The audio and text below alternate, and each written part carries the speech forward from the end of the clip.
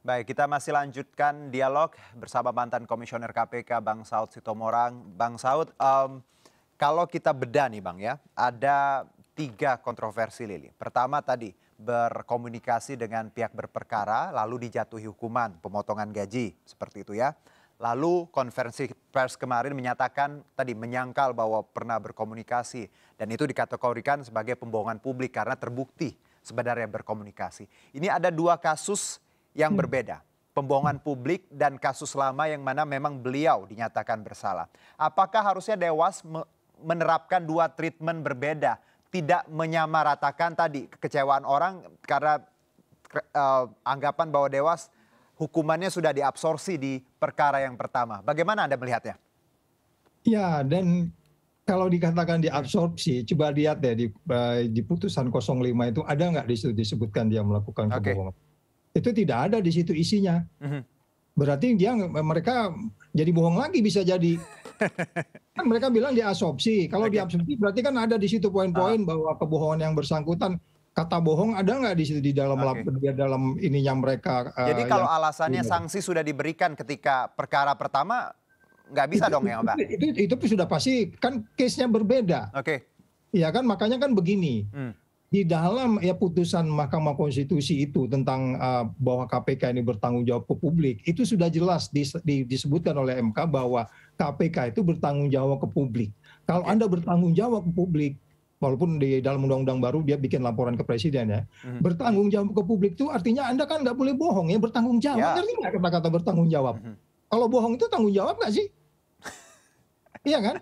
Ya. Anda bertanggung jawab ke publik itu artinya Anda nggak boleh bohong gitu loh. Jadi saya nggak ngerti itu. Jadi makanya saya katakan kembali lagi, mereka itu melanggar semua yang mereka buat sendiri. Oke. Itu. Karena Ya kan? kalau kita lihat dari pernyataan Lili di 30 April 2021 ya, bukan 2020, beliau menyangkal bahwa tadi berkomunikasi dengan pihak berperkara. Sedangkan jelas-jelas pernyataan itu kalau kita lihat unsurnya tadi pembohongan publik dong Bang ya? Ya itu dia poinnya. Ah. Itu poinnya. Itu yang saya Oke. katakan kembali lagi, kalau Anda pejabat publik nggak siap ya udah jangan menjadi pejabat publik. Anda Oke. pejabat publik itu nggak boleh berbohong. Mungkin mungkin salah data boleh lah gitu, Oke. bilang 110 juta padahal nggak ada gitu ya. Kita nggak tahu lah ya gitu ya. Tapi kalau berbohong itu beda lagi gitu loh. Oke. Ya kan? Baik. Dan sekarang permasalahan ditambah dengan tadi gratifikasi MotoGP Mandalika dan tadi Dewas memohon publik Nah ini untuk baru tadi. lagi nih. Iya. Ini baru lagi kan? Ya. Ini Dewas tadi menyebutkan Bang bahwa untuk kasus ini mohon pengertiannya sedang diproses seperti itu. Tadi pihak Pertamina juga sudah dipanggil. Albertina Ho menyebutkan tadi bahwa semuanya dalam penyelidikan seperti itu. Bagaimana Anda melihat kasus yang terbaru ini, gratifikasi? Saya pikir itu nanti akan ada potensi untuk masuk angin lagi. Oke. Ya kan? Seperti di mana disebutkan bahwa di dalam ada 3 jenis pelanggaran yang dilakukan oleh staf dalam Perdewas itu mengatakan kalau pelanggaran ringan itu disebutkan di antaranya ya di dalam Perdewas itu bahwa kalau ringan itu adalah kalau dampak dari pelanggaran itu di lingkungan kedeputian. Pelanggaran sedang itu kalau di lingkungan di lingkungan KPK. Pelanggaran berat itu kalau yang dilanggar itu berdampak kepada negara. Nah di situ akan bisa didebat lagi kepada negara gimana, apa ada keuangan yang rugi. Nanti kalau dia bilang itu perusahaan yang memberi itu bukan uang negara, uang orang lain, itu beda lagi. Makanya kita jangan bicara rasanya pemberi dan penerima, tetapi intinya di dalam Perdewas sudah disebutkan, di dalam unsur integritas itu Anda tidak boleh menerima gratifikasi. Paham nggak sih yang namanya gratifikasi? Oke. Itu kan itu persoalannya. Jadi kalau umpamanya kemudian, belum lagi kalau kita bicara nanti mens reanya, niat jahatnya nanti akan ketahuan tuh. Kronologisnya seperti apa dia sampai berangkat ke sana, siapa yang berkomunikasi, siapa yang ajak, siapa yang menjadi perantara, kenapa dia melakukan komunikasi, nggak ada ujuk-ujuk orang, Bu ini tiket ibu jalan, nggak ada itu kayak begitu, ya kan? Pasti ada proses, nah itu proses itu ruwet lagi tuh, nanti bisa ketahuan mens rea niat jahatnya. Oke. Mungkin secara general tadi yang Bang Saud bilang ketika jadi pejabat publik dengan orang biasa akan ada beda ya Bang ya, treatment segala macam. Ketika kita diberikan hadiah atau gratifikasi untuk mungkin orang awam hal biasa, tapi ketika beliau atau seorang itu adalah pejabat publik apalagi KPK Harusnya Iya, sudah jadi paham ya makanya Bang? iya, jadi makanya Oh, kan selalu saya katakan dalam teori complexity itu, orang itu entry point-nya itu hanya yang kecil-kecil saja. oke. Mungkin sebabnya kita dulu ditawarin minuman Aqua aja nggak mau. Hmm. Syukur-syukur kalau yang ditawarin di Aqua itu nggak ada racunnya, misalnya gitu ya Ya. kan. Aha. Nah, itu kan risiko. Makanya kan saya selalu bilang kerja di KPK itu ada ribuan risiko. Itu pernah kita Ya. bahas, Mas Juno. Oke. Punya Bang, risiko. Bang Saud, kita tahu tadi kenapa Dewas sepertinya tadi memaklumi ya, let's say tak bertaring seperti itu. Padahal kita tahu Dewas ini kan isinya tuh mantan hakim, jaksa senior, pakar hukum pidana yang saya yakin sangat mengerti soal pengulangan tindak pidana yang mengakibatkan harusnya ada pemberatan hukuman. Tanggapan Anda?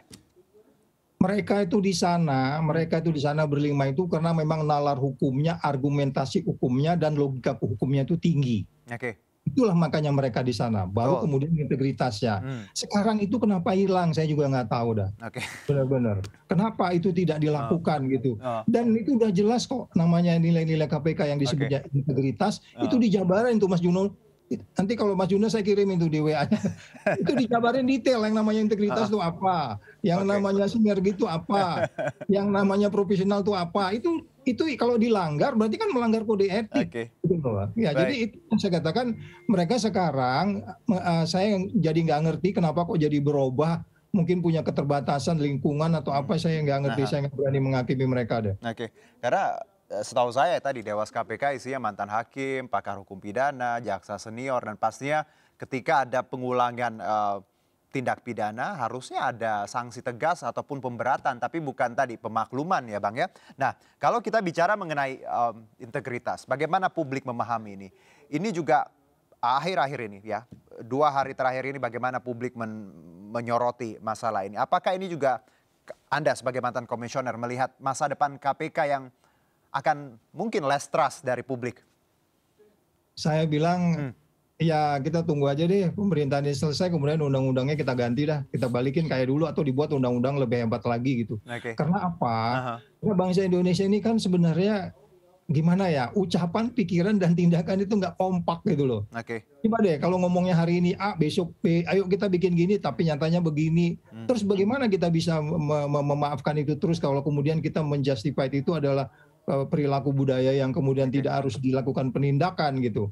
Jadi kalau saat ini memang kita tidak bisa berharap, keharapan kita dengan undang-undang yang ada saja, kalau mereka benar saja, katakanlah sekarang perdewas yang mereka bentuk itu, kalau itu dijalankan saja menunggu kemudian Oke. undang-undang ini diperbaiki, itu sudah benar, sudah bisa dilakukan. Mhm, Lah saya ini kan sangat sederhana, pasal 36 itu udah jelas, nggak boleh ketemu.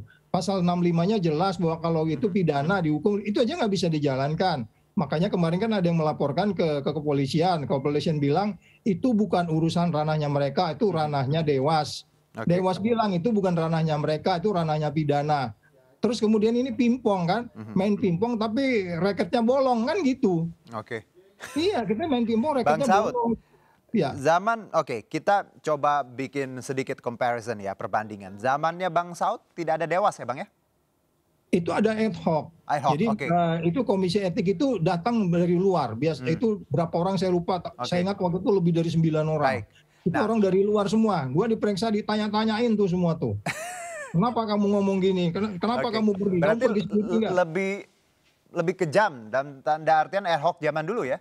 Iya, makanya kita Hmm, tobat. Sejak itu gua ngomong hati-hati di TV. Kalau diundang, kalau nggak izin, nggak mau gue pergi. Yang dulu juga izin, cuman salah nyebut iya. nama gitu, salah saya Benar kan. Bang, ya Maksud kita saya nggak boleh gitu. memang salah nyebut nama, salah salah Ya, jadi sebut ya, waktu itu pencemaran adalah nama itu. baik takut ya kan? Ya, itu Oke, nama waktu itu ad hoc. Wanita ad hoc itu nama-namanya orang-orangnya dari luar semua. baik. Kalau sekarang kan dari dalam. Heeh, Mereka bagian dari masalah. Kemudian mereka kalau gitu ke Dewas, Dewas yang ngawasin Dewas itu siapa? oke. By definition itu pasti presiden. Jadi Mhm, presiden harus day by day-nya sekarang ke KPK. oke. Kalau dalam undang-undang sekarang itu day by day-nya presiden itu seperti kayak menteri. Mhm, Panggil, marahin, panggil, marahin, panggil, ganti. Kalau saya bilang begitu, dia bikin aja perpu ganti itu atau siapanya gitu yang katakanlah tidak bisa menegakkan kode etik yang mereka buat sendiri gitu Mas Juno. oke. Bang, kalau kita lihat tadi, sudah terlambatkah untuk KPK berbenah? Karena kita tahu asumsi publik ya mulai dipertanyakan yang namanya kasus ini menguap, laporan Deplu Amerika Serikat, sebenarnya ini penambah gema. Harusnya tanpa itu pun KPK harus memperbaiki, tadi memastikan bahwa nilai-nilai institusional bisa ditegakkan, seperti itu.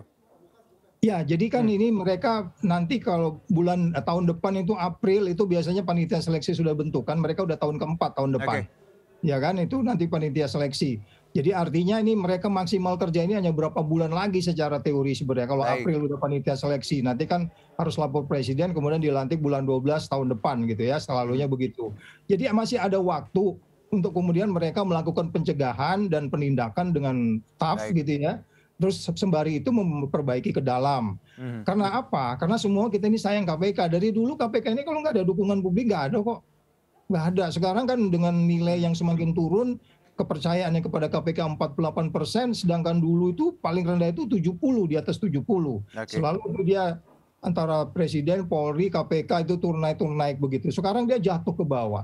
Jadi maksud saya, masih ada waktu kalau mereka mau berubah sikap, tapi kemudian jangan kemudian jadi apa yang dalam mengambil keputusan tuh kayak seperti ada konflik of interest di dalam, sehingga kemudian masyarakat bisa menilai bahwa mereka tidak firm di dalam mengambil keputusan karena ada sesuatu yang kemudian mereka dinilai lambat, tidak paham dan seterusnya gitu.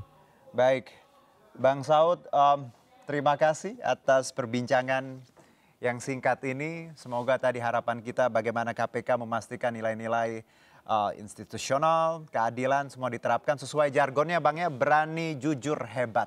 Ya itu dia. Berat itu Bang. Terima kasih Bang Saud atas insight dan juga waktunya. Sehat-sehat, insya Allah kita ngobrol lagi di lain kesempatan. Ya, terima kasih Bang. Terima kasih. Ya. Kami jeda terlebih dahulu, tetap bersama kami di MNC News Now.